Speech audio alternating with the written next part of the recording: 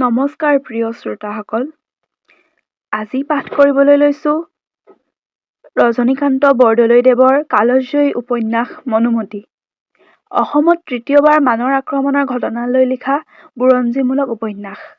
আহক তেন্তে আৰম্ভ কৰোঁ। আৰম্ভণ। আমাৰ এই অসম দেশৰ ভিতৰত বৰপেটা এখন পবিত্ৰ ঠাই। ইয়াত এখন ডাঙৰ মহাপুৰুষীয়া সত্ৰ আছে।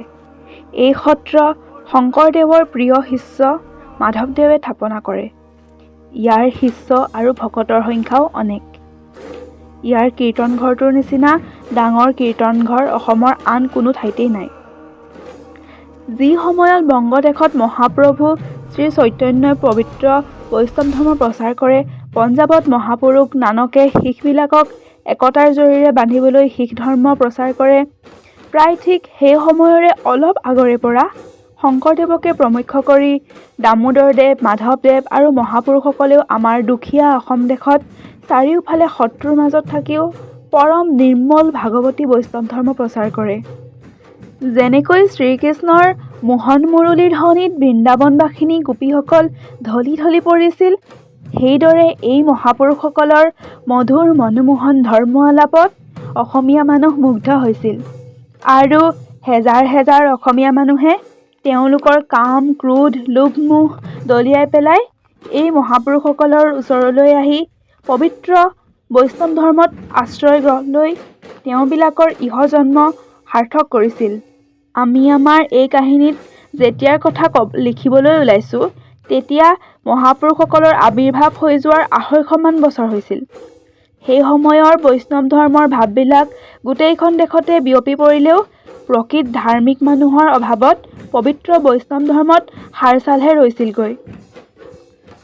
প্ৰায় সকলো মানুহৰ মনৰ পৰা ধৰ্মৰ আচল ভাৱবিলাক দূৰ হৈ সেইবিলাকৰ ঠাই কাম, ক্ৰোধ, লোভ, ঈৰ্ষা, পৰশ্ৰীকাতৰতা ইত্যাদি ৰিপুৱে অধিকাৰ কৰিছিল। মুঠতে ক'বলৈ গ'লে সেই সময়ত অসমীয়া জাতিৰ বিলাই বিপত্তিৰ ঠাই নোহোৱা হৈছিল। এইটো প্ৰায় সততে দেখা যায় যে যেতিয়া কোনো এটা জাতিৰ নাশনকাল উপস্থিত হয়, অৰ্থাৎ যেতিয়া কোনো এটা জাতি পৰিবলগীয়া হয়, তেতিয়া সেই জাতিৰ মানুহবিলাক হীনবীৰ্য হয়। সেই জাতিৰ মানুহবিলাকৰ মনত সকলোবিলাক বৃত্তিয়ে ঠাই লৈহি। নিজে নিজৰ ভিতৰত খোৱা কামোৰা কৰিবলৈ ধৰে আৰু তেনেকুৱা হ'লেই সেই জাতিক আন কোনো বলৱান বিদেশী জাতিয়ে আহি কাটি মাৰি নাশ কৰে আৰু দাসত্বৰ শিকলিৰে নিগাজিকৈ বান্ধে। এইদৰে ৰোম ৰাজ্যক ভেণ্ডাল আৰু গথবিলাকে ধ্বংস কৰে। ভাৰতবৰ্ষক মুছলমানে নাশ কৰে। আমাৰ অসমকো এইদৰে মান নামধাৰী কেতখিনি মানুহে কাটি ছিঙি জুৰুলা জুপুৰা কৰে। আমাৰ এই কাহিনীত এই মানৰ শেষ আক্ৰমণৰ সময়ৰ এটি চিত্ৰ বৰ্ণনা কৰিবলৈ ওলালোঁ। প্ৰিয় শ্ৰোতাসকল, আমি উপন্যাসখনৰ আৰম্ভণ শুনিলোঁ। এতিয়া শুনো ব'লক প্ৰথম খণ্ড, প্ৰথম অধ্যায়, বৰপেটাৰ কীৰ্তন ঘৰত। ফাগুন মাহ। ভৰ দুপৰীয়া, আকাশ ধুঁৱলি কুঁৱলী। পশ্চিম ফালৰ পৰা খৰাং পছোৱা মাৰিছে। বাটে পথে হাবি পোৰা ছাইবিলাক উৰি উৰি পৰিছে। এজোপা জৰি গছৰ আগৰ পৰা একোবাৰ উৰা মাৰি এহাল ফেঁহু চৰায়ে এই ছাইবিলাক ওপৰতে ধৰি ধৰি খাইছে। এনে এদিনত আজি বৰপেটাৰ চাৰিওফালৰে পৰা হাজাৰ হাজাৰ মানুহ কীৰ্তন ঘৰলৈ লৰ দিছে। আজি ফাকুৱাৰ শেষ দিন। আজি প্ৰভু শ্ৰীকৃষ্ণৰ ঘুনুচাৰ বাৰীৰ পৰা লক্ষ্মীয়াৰ গৃহলৈ উলটি অহাৰ দিন। সেই দেখিয়েই আজি বৰপেটাত মানুহৰ ইমান ভিৰ। আজি সকলো মানুহ ফাকুৰে ৰাঙলী। আমি যি সময়ৰ কথা লিখিছোঁ, সেই সময়তো বৰপেটাৰ সত্ৰখন মহকুমাৰ দক্ষিণ-পূব কোণতেই আছিল। আজিকালি এই সত্ৰৰ চাৰিওফালে প্ৰায় ৪ পোৰা মাটিৰ বেৰৰ এটা ইটাৰ গড় আছে। এই গড়ৰ ঘাই দুৱাৰমুখ পশ্চিম ফালে। সেই দুৱাৰমুখত এটা পকী বাটঘৰ। সেই বাটঘৰটোৱেদি সোমায়েই চকুৰ আগতে কীৰ্তনঘৰটো দেখি। কীৰ্তনঘৰটোৰ ওপৰখন টিনৰ, বেৰবিলাক ইটাৰ, তিনিওফালে ৩খন কাঠি। ঘৰটো ইমান ডাঙৰ আৰু দীঘল যে দেখিলেই মানুহৰ মন স্তম্ভিত হয়। আৰু ভাবুকৰ মনত কত ভাবৰ যে সঞ্চাৰ হয় তাকে নিজেই দেখা ভাবুক এজনেহে বুজিব পাৰে। গড়ৰ উত্তৰ পশ্চিম কোণত ফাকুৱাৰ দৌলটো। সেই দৌলটো 7 থাক ওখ। তাৰ ওপৰত এটা ডাঙৰ মঠ। কীৰ্তন ঘৰৰ পূব মূৰত কলীয়া ঠাকুৰৰ মন্দিৰ। সেই মন্দিৰৰ পূবে প্ৰায় লগালগি এটা চাংঘৰ। এই চাংঘৰৰ দুয়োফালে উত্তৰে দক্ষিণে দুটা পূবা পশ্চিমা দালান। সেই দালান দুটি বদুলা আটা মথুৰা আটাৰ মন্দিৰ। কলীয়া ঠাকুৰৰ মন্দিৰৰ কাষত উত্তৰে মহাপুৰুষ গুৰুৰ মঠটো। মহাপুৰুষ গুৰুৰ মঠৰ পশ্চিমে সন্মুখতে এটা পানীৰ নাদ। সেই নাদৰ ওপৰত এটা সৰু ঘৰ।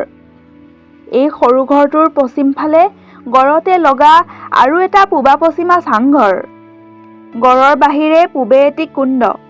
দৰাচলতে বৰপেটাৰ কীৰ্তন ঘৰটো মঠে মণ্ডপে ইমান ধুনীয়া আৰু হৃদয়গ্ৰাহী যে এই মঠ মণ্ডপ কীৰ্তন ঘৰৰ প্ৰশংসা কৰাৰ লগে লগে আমি বৰপেটীয়া মানুহকো নহলাগি নোৱাৰো।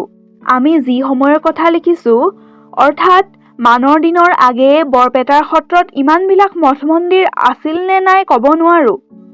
কিন্তু এইটো আমি সঠিককৈ জানিছোঁ, মানৰ দিনৰ আগেয়েও এই গড়, এই মঠ আৰু এই কীৰ্তন ঘৰেই আছিল। কেৱল বাটঘৰটো বাজে ইবিলাক ঘৰৰ ছালবিলাক খেৰি আছিল। বেলি ভাটি দিলে হাজাৰ হাজাৰ মানুহ গৈ কীৰ্তন ঘৰত থূপ খালে। গড়ৰ ভিতৰে বাহিৰে মানুহ হ'ল, বাট পথৰ সন্ধি নোহোৱাত পৰিল। এনেতে গায়নে বায়নে ঢুলিয়াই ডগৰিয়াই খলক লগাই পেলালে। বামুণ আৰু ভকতসকলে মহাপ্ৰভুক দৌলৰ পৰা নমাই এখন খাটোলাত বহুৱালে।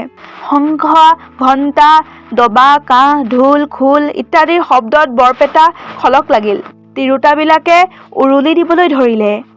মহাপ্ৰভু 20-25জনমান দোলাভাৰীৰ কান্ধত উঠি ঘুনুচাৰ বাৰীৰ পৰা লক্ষ্মীয়াৰ গৃহলৈ আহিবলৈ ওলাল। হেন্দোল ডোব কৰি সেই সাগৰ সদৃশ প্ৰজা খাটোলাৰ পাছে পাছে লৰ ধৰিলে। বাটে বাটে গায়নে গাবলৈ আৰু বায়নে বজাবলৈ ধৰিলে। ফাকুগুৰিৰে আকাশ ৰঙা হ'ল। তিৰোতাবিলাকে জাউত জাউত কৰি গাবলৈ ধৰিলে। কুকিলে কুহৰে ৰাও তামালৰ গাছে, বৃন্দাবনৰ মাঝে প্ৰভু গোপী লৈয়া নাচে। বৃন্দাবনে খেলে খেৰি নিকুঞ্জ বিহাৰী, গোপী হৱে বেৰি ধৰি মাৰে ফিচকাৰী। নামাৰা নামাৰা গোপী কুম কুম ফিচকাৰী, দেখিলে কৰিব ৰোষ ৰাধা পটেশ্বৰী। বৃন্দাবনৰ মাঝে প্ৰভু আছিলা লুকাই, ভালেতো গোপিনী কান্দে বিচাৰি নাপায়। যেই বনে বিচাৰিলো সেই বনে নাই, হাই হৰি বঞ্চিতা কৰিলে বিধাতাই। বৃন্দাবনে বিচাৰিলো নাই ৰাধাৰ নাথ, দেখা দিয়া কৃষ্ণ মোক অনাথৰ নাথ। নদীৰ কূলে কি কৰিব যাইব বৃন্দাবনে, দেখা দিয়া কৃষ্ণ মোক দুখানি চৰণে। ডেকাবিলাকে ইটোৱে সিটোৰ গাত, সিটোৱে ইটোৰ গাত ফাকুগুৰি ছটিয়াবলৈ ধৰিলে।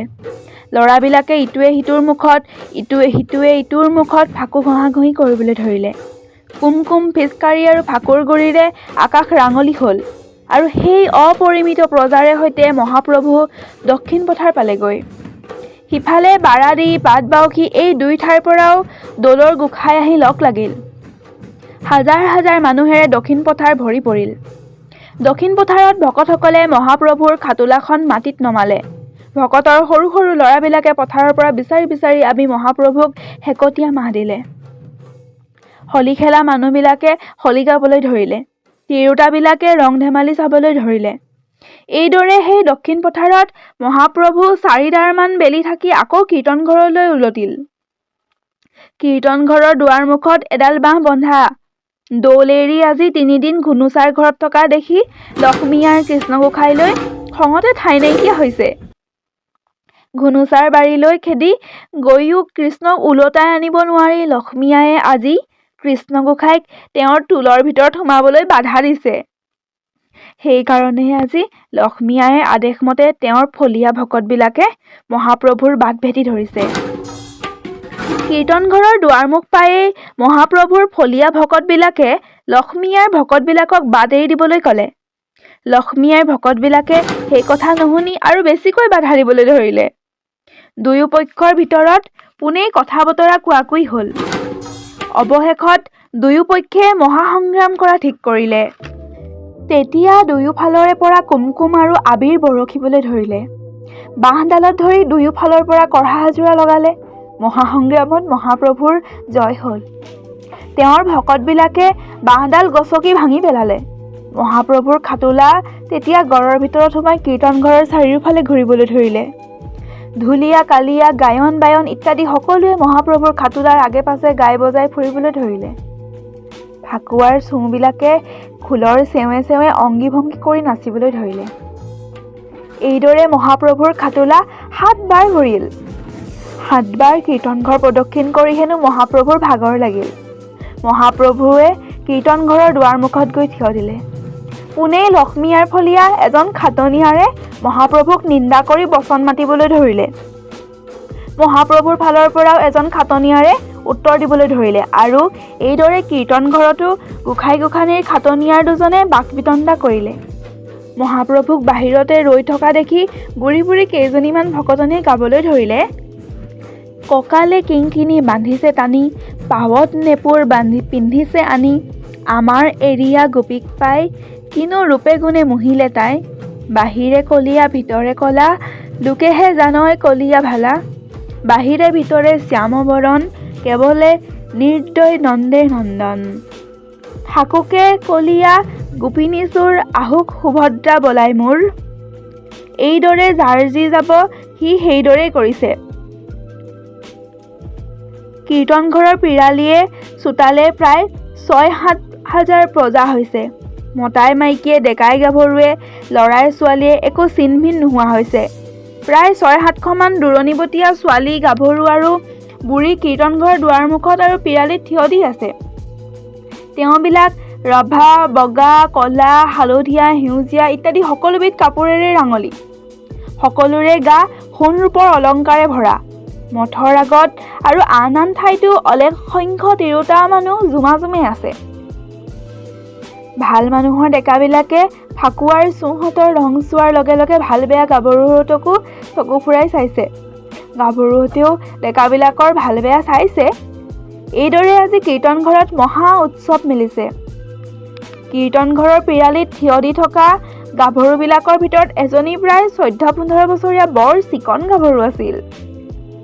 তেওঁৰ মুখখন কোমল, চুলি তাৰ দীঘল, মূৰত এটা ডাঙৰ খোপা, কঁকালত কিংখাপৰ মেখেলা, নাকত কাণফুল, কাণত কৰিয়া আৰু হাতত সোণৰ মুঠি খাৰু। তেওঁৰ পাছফালৰ পৰা তেওঁতকৈ বয়সীয়াল গাভৰু এজনীয়ে সাবতা মাৰি ধৰি আছিল। আটাইবিলাক গাভৰুৰ ভিতৰত তেওঁৱেই দেখিবলৈ শুৱনি আছিল। ৰূপহী সমাজত তেওঁৱেই তৰা জিলিকা দি জিলিকিছিল। ভাল মানুহৰ ডেকাবিলাকৰ ভিতৰতো এজন বৰ ধুনীয়া ডেকা আছিল। তেওঁৰ বয়স 21-22 বছৰমান হৈছিল। তেওঁৰ মুখখন বহল, অলপ অলপ গোঁফ থুটিয়াইছে, নাকটো দীঘল হৈ পৰা, ওঁঠ দুটা ঘূৰণীয়া। তেওঁৰ বৰণ বগা, হাত ভৰিবিলাক সুঠাম আৰু শকত আৱত, বুকুখন বহল, গাটো নুদুকা। তেওঁ বৰ দীঘলো নহয়, চুটিও নহয়। আমাৰ এই ডেকাজনে প্ৰায় দুকুৰি মানুহৰে সৈতে ফুৰিছিল। মহাপ্ৰভুৰ খাটোলাৰ পাছে পাছে ফুৰি থাকোঁতে এই ডেকাজনে এবাৰ কীৰ্তনঘৰৰ পিৰালীত থিয় দি থকা গাভৰুজনীৰ ফাললৈ অলপ ঘেৰাহিকৈ চালে। দুইকো দুয়ো অলপৰ চাই ৰ'ল। এনেতে মহাপ্ৰভুৰ খাটোলাখন ঘূৰি আহি সেইখিনি পোৱাত সেই মনুষ্য সাগৰৰ ঢৌত পৰি ডেকাজন গাভৰুজনীৰ চকুৰ পৰা আঁতৰ হ'ল। লক্ষ্মীয়াই খাটনিয়াৰে সৈতে তৰ্ক কৰি মহাপ্ৰভুৰ খাটনিয়াৰ হাৰিল। মহাপ্ৰভুৱে ৰূপ 300 দৰ পেলাই মন্দিৰলৈ সোমাই গ'ল। গধূলি হ'ল, ফাকুৱাও শেষ হ'ল। সকলো মানুহেই ঘৰা-ঘৰি গ'ল। প্ৰিয় শ্ৰোতাসকল, লগ পাম আকৌ দ্বিতীয় অধ্যায়ত। তেন্তে আজিলৈ আহিছোঁ। ধন্যবাদ।